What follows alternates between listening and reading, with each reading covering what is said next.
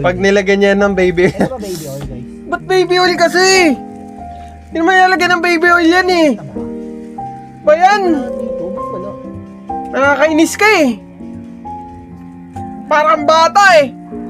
37 ka na eh. Sa ngipin ng razor, dapat may one guard. Yun nga sana eh, maganda sana may one guard eh.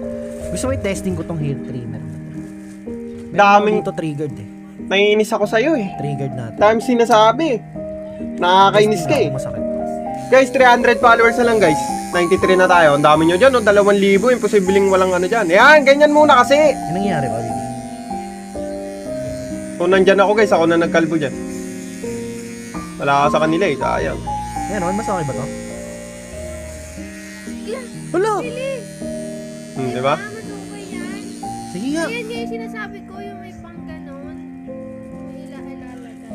Galing! Okay pala yung sa'yo eh. Kailangan naman may guard kasi muna. Hindi dapat walang guard.